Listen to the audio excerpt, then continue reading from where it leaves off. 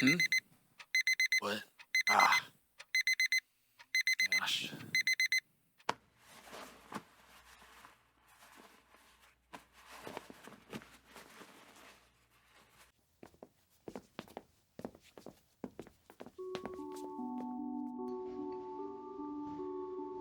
Good morning, Commander Edwards. Sleep well? No, not really, Dislov. Had a pretty bad one last night. How so? I dreamt that I was back in Iceland. Oh, sorry for prying. No, it's alright. I dreamt that me and my squad were pushing towards the alien spacecraft. I don't remember if I looked at their faces. I wouldn't have remembered their faces anyhow. I heard the awful noises from those aliens' weapons. Have you ever heard one, Dislov? Only from distant recordings. They don't sound too threatening at first, just like something exiting a tube. But once you see your friend's guts blown out before you from one measly shot, then you'll start to fear it. I can imagine. I also dreamt of the nuclear blast. I'll never forget that. I remember hearing about that on the news. It's hard to cover up a nuclear blast going off. Yeah. Russian nuclear test. Why were we fighting each other before all this? Oh, something about clashing ideologies. Capitalist pigs and commies and the such. Although, I don't think it was all that. Humans always need someone to fight. It is easiest to find a reason to fight each other. Those aliens better get back here sooner, or else we'll start up the Cold War from where we left off. Who knows? Maybe they won't come. Could have just been explorers charting unseen parts of the galaxy. If that's the case, we're a bunch of savages who killed some conquistadors. I have no doubt they'll be coming in force. Heck, one ship was enough to force us to use nukes. While we're improved somewhat from then, we still have no information on the enemy's weapons. We might as well be throwing rocks at them. Well, we'll see once they arrive, won't we? Commander, we've got an unidentified flying object coming up on our resensors. How fast is it going? A little below the speed of our condors. We're also getting reports of alien UFO sightings in the same area. It's not a hoax then. I want squadron run on that UFO ASAP. We're not having another Iceland. Yes, sir. We should have kept our mouths shut, Edwards. Now we're in it. At least this gives us a chance for revenge.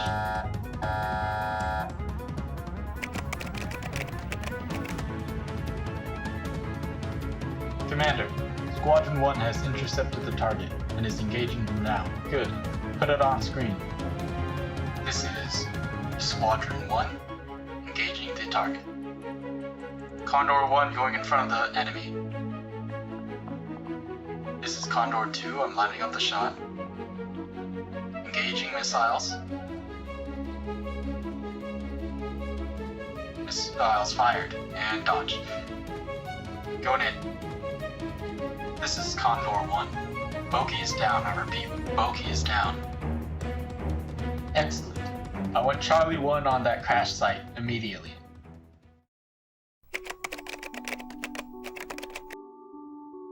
Charlie 1, prepare for assignment. Repeat, Charlie 1, prepare for assignment.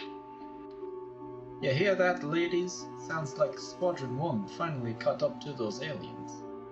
You think they'll be able to shoot the UFO down? Let's hope so. Yeah, let's hope so. I'm ready to get some alien blood on my hands. You better be careful, Kent, or it's your blood that's gonna get on your hands. Will I really bleed? I heard that their weapons were plasma-based. I would think that if I got shot, my wound would be cauterized. It's gonna be me cauterizing your wounds if you don't shut your mouth, King. Yes, Sergeant, sir. Okay, listen up, everyone. We're gonna be going up against an almost completely unknown enemy. We only have a slight idea of the kind of technology these aliens possess. Every one of you will be moving carefully. I want you putting something between you and the aliens at all times. Have I made myself clear? Yes, sir. Hey, Carol, why is Davis the leader of our squad? He's the youngest of us all. That may be true, but he outranks all of us. He went through years of training since he was a child. His father is a high-ranking officer who was a part of the operations during the Iceland incident. He was born just a few days after, so his father has taught him everything he could in preparation for this war. Ah, I see. UFO has been downed. Repeat, UFO has been downed. Charlie 1, prepare for engagement. Finally, let's do this. Let's just hope those Soviets don't ruin everything. Really, Kaminsky, do you want to? Shut up, the both of you. We're about to engage the enemy. We can't have any of this. Kaminsky, if I hear you stirring up trouble again, it'll be janitor duty for you. Yes, sir. Charlie 1, board the chopper immediately. You are to land at crash site 1 and engage the enemy. You heard that. We have our orders. Let's give those aliens a taste of the Xenonauts.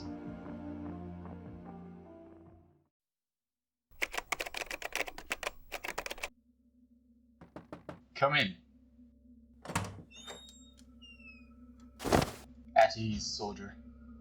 I'm here to turn in my report of what happened at Crash Site 1, sir.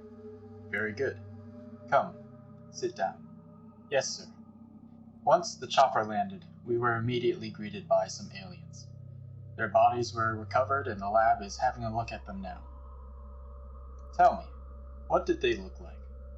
They looked pseudo-human, sir.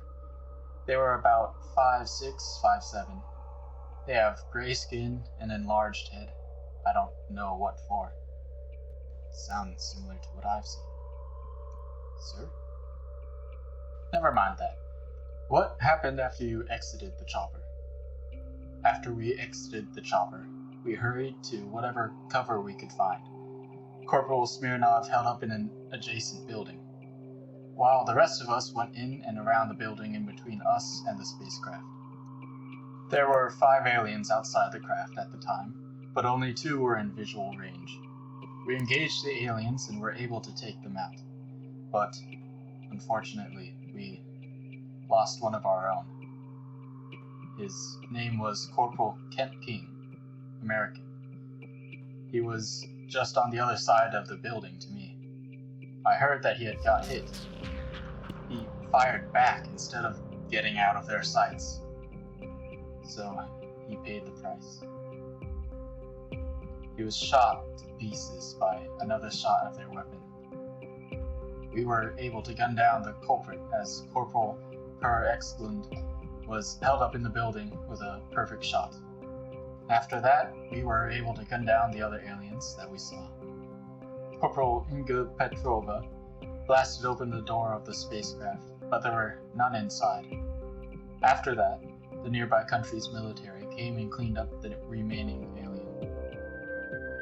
Word will need to be sent to Corporal King's family. It seems here his only living relative that we know about is the mother in Texas. I hope that we don't have to lose any more. But this is war. Casualties can never be avoided. That's all, Sergeant Davis. You're free to go.